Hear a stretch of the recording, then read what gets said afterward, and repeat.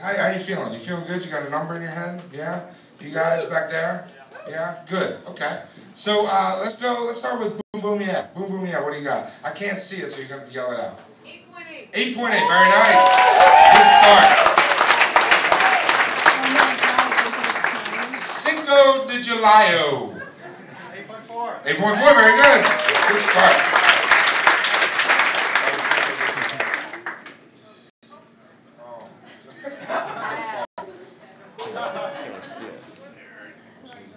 That's okay. Dogma 95, what do you got?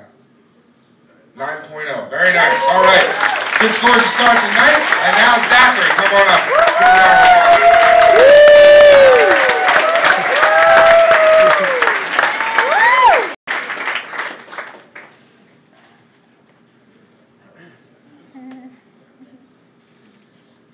Okay, so the summer of 1995, a lot was going on. I had just graduated high school, and I was madly in love with this girl, Kat, who, you know, apparently I guess I never had much of a chance with. And I also was dealing mushrooms with a backpack, and somehow I can't figure it out to this day because it seems incongruous that my parents would have been cool with that.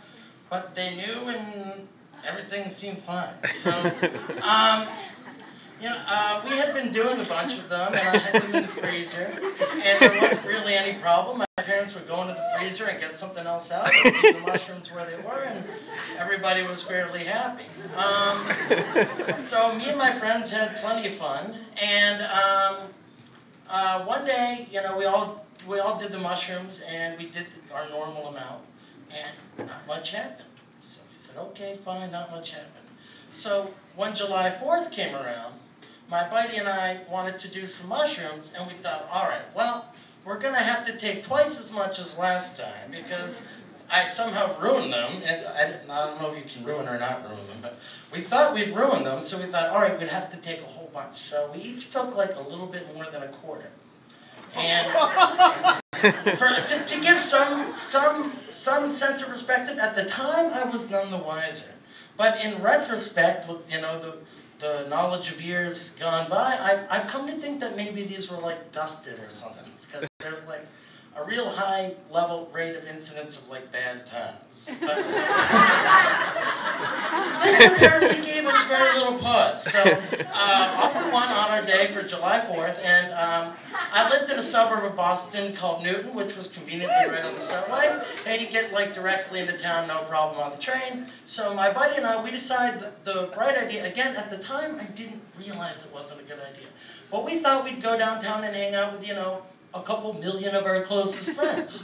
So we get on the train and we go downtown, and there's like, you know, things start happening, and it's like the, you know, visuals start going crazy, and we start thinking a little messed up, and you think everything's fine until you come to like 2 straight blocks of ambulances, and your mind goes, what are 2 straight blocks of ambulances for? All right, well, maybe there's no problem until things start exploding in the sky. So now we're like going crazy, and we realize that we still have like some tenuous grip on reality, and we said, all right, let's get the hell out of Boston. So we didn't even stop by to see the fireworks. We hopped right back on the train. And, you know, at this point, things are, you know, declining or escalating, depending on the point. And,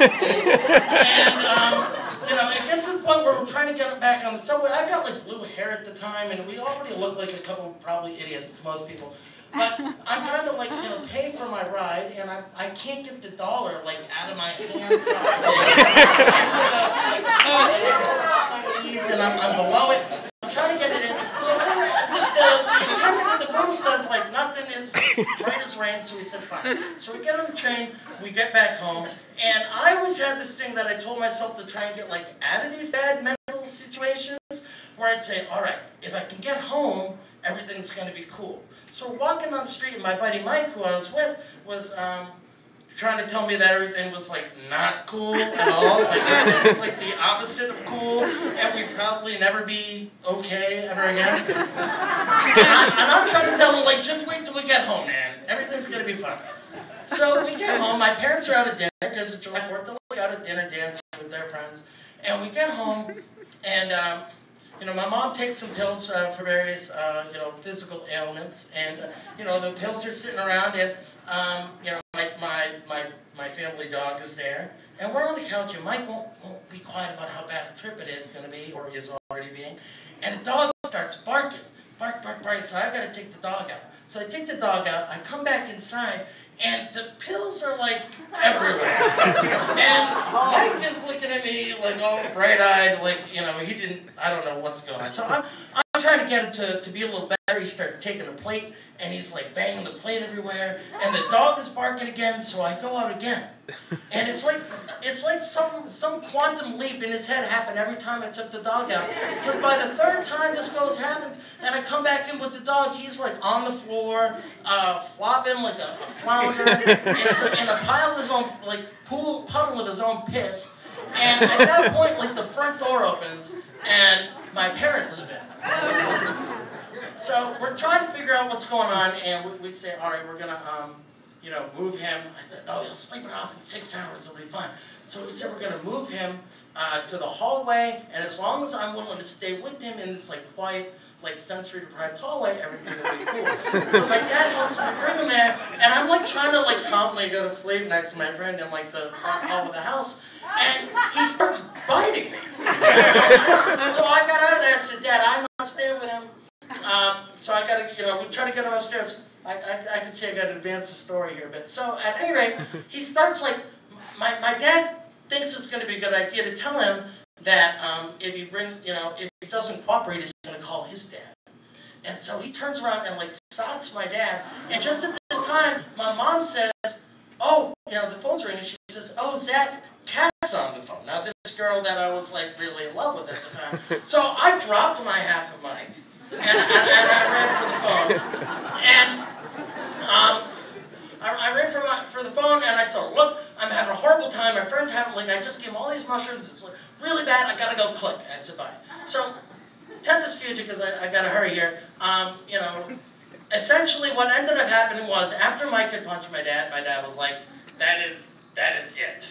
So they called his dad, who thankfully was, you know, a philosophy professor and very so they picked him up and they said, now you stay here and think about what you've done. I said, all right, I'll think about what I've done, but what I really did was I went and took all the rest of the mushrooms from the freezer, and I took the dog for a walk down the block, and I like stashed them at somebody else's house. When I get back down the driveway, there's an SUV there with black windows, so I think it's the cops. So I run to the door, I take all my clothes off, I get naked, and the doorbell rings, and it's Kat.